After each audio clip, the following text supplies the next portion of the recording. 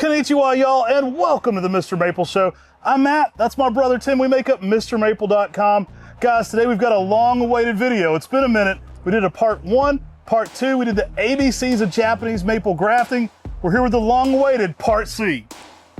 Yeah, part 3 of the ABCs of grafting Japanese maples. Guys, this is a super important part of grafting. It's called the aftercare. We often say this is the C of the process. People always focus on the actual cutting part. The C, the care, the aftercare, this is what makes that tree take and makes you have the most success. Now we have a whole grafting playlist here on Mr. Maple. Go check that out if you want to learn more. You can see that part A and B we did as well. Part A is the advanced care, B, blades and glory, and part C, this is the aftercare. So this is that post-care for the tree. Guys, this is one of the most important stages. Now, a lot's changed since we filmed those other two parts. We've actually bought Buckholtz Nursery. We're standing here in one of our grafting facilities here at Buckholtz Nursery. Now we have a great grafting facility here.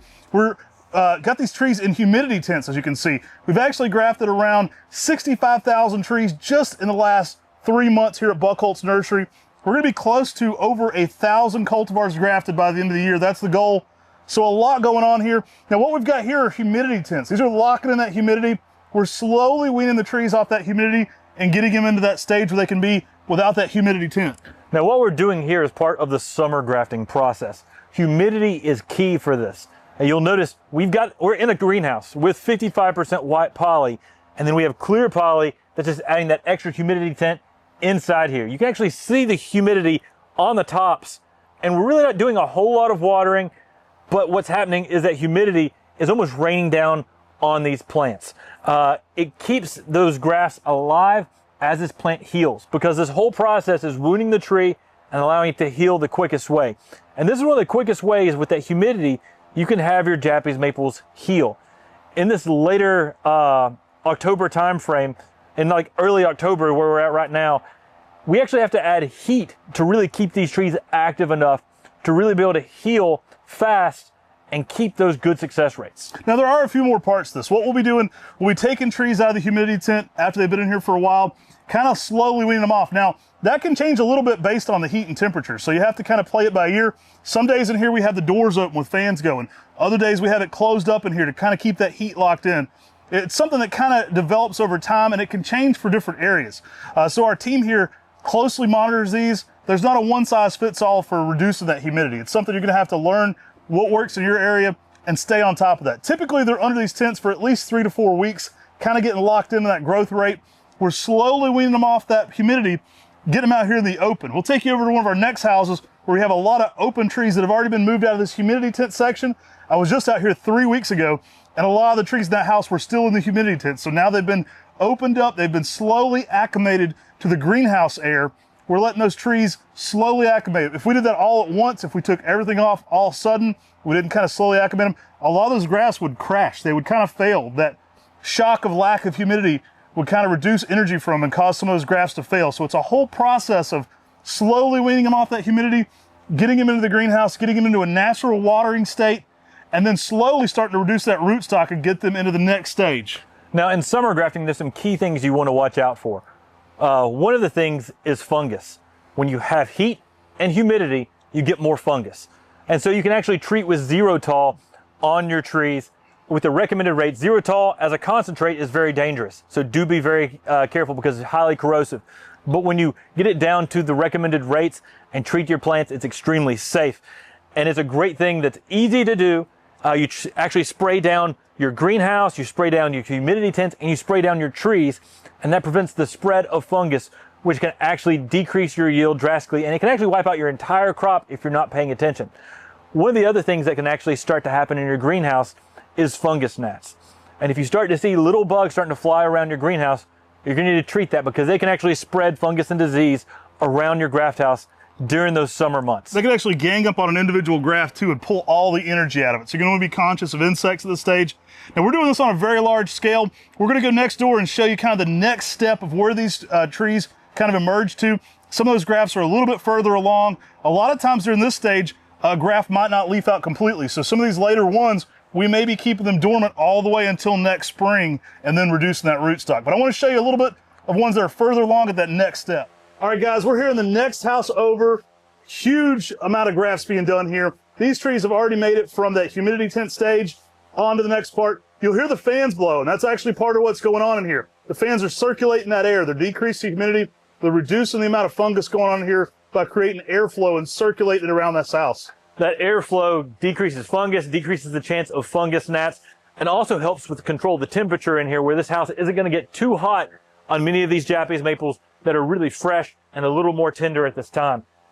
This is just a great way to be able to keep the humidity inside the greenhouse, but take off those tents and start allowing these trees to get more acclimated outside of those tents. Yeah, we're having a lot of good takes in here. It's looking really good this summer. Now, these are all summer grafts. So we've talked a little bit in our previous videos about winter grafting and summer grafting and some of those differences. So we're going to do a little bit of the differences you'd see if you were winter grafting at this level. Now, during the winter grafting, we're actually going to take a very similar process. We're going to take those trees and add them to a humidity tent. But what's going to happen is we have to make sure that we continue to heat those Japanese maples and keep them warm enough, typically above freezing, so that they don't get below freezing and the rootstocks stop healing. If the plant starts to get too cold, then it starts to shut down. Keeping it in that higher temperature of 32, but typically under about 54, is going to be the sweet spot during those winter months to really keep those trees active, but not too active to get those grafts to take. Very similar to what we're doing here. Now, these trees are actually going to be shutting down soon. A lot of them are going to flush out a little bit of new growth. As it gets cooler, we're going to be reducing the temperature in here, let these trees go dormant. We're still going to try to keep them above freezing in here for the whole winter on these fresh grafts. So we're going to keep them a little bit elevated in the heat, keep that airflow moving around in here, keep these trees getting acclimated and ready to make a big push next spring. Now, during the winter, we would actually go in and just hand water, just like we would do in here, to try to not overwater your Japanese maples during this post-care process. If you overwater your Japanese maples during the winter, it's really more important in the winter than it is in the summer, but if you overwater during that winter time frame, you actually push the graft off of the Japanese maple, and it's actually going to fail because it'll be too sappy and pushing too much sap. You may have a tree that would have been a great take if you just lightly watered it, and you could just kill it by overwatering. Now I'm going to show you a close-up of the next step with Japanese maple grafting. All right, Tim mentioned we're in October, so this next step isn't really going to occur until next spring. So we're going to show you what you would do during that stage, but we don't really do it during this time of the year. So we're not going to cut our rootstocks back yet. These are the rootstocks we grafted to in stage 1 and 2. Guys, these are takes. So you see here I have an Acer palmatum marmalade. What we want to do is let that grow from here on and reduce that rootstock down so that from here on it'll be a marmalade. We've created a little symbiotic relationship between this new cultivar and the root system here. We want to foster this new tree's growth without stunting it back. And what we do is we don't make all those cuts all at once. Typically what we do is we reduce part of the rootstock. And what that'll do is we'll start to put more energy towards your graft. I'm actually holding an Acer palmatum purple curl. And what we do is we'd cut this back, let this purple curl grow out. Then we cut this back a little bit more, let this purple curl grow out a little more. And then about the second or third time, we'd cut it off with a pair of concave pruners right down here right above the graft. And that'll allow this rootstock to basically put all of its energy towards this purple curl and none towards this part because we've trimmed this sap stump completely off.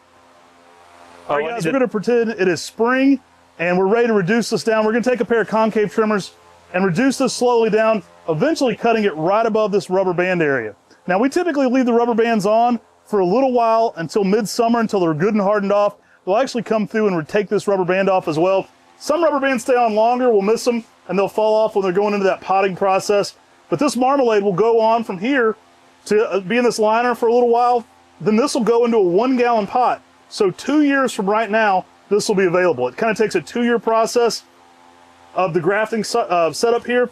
By the time this gets to 1 gallon, it'll grow out in another year and hopefully get to market for you guys. All right, guys, I hope you like this part 3 of the ABCs of Japanese maple grafting. I'm not gonna lie, Tim and I did a part 1 and 2 and nobody watched them. So we got a little disheartened. We didn't put out a part 3, but now those videos have went super popular and you guys are asking for part 3, so we had to deliver here on the MrMaple Show. If you love this kind of information, make sure to subscribe here on the MrMaple Show. We're adding Japanese maple content 7 days a week. Hopefully some of this to educate you and give you better success with Japanese maples. And yes, we brought you to a third house at Buckholtz Nursery that's in the grafting process. You know, this is probably the latest things we've grafted. And then, back here in the back, that is rootstock. We're still working on grafting here. We've got heaters in this house, keeping it hot, continue to graft, and have great success. Guys, with the proper aftercare, you can have great success if you do all these things that we talked about.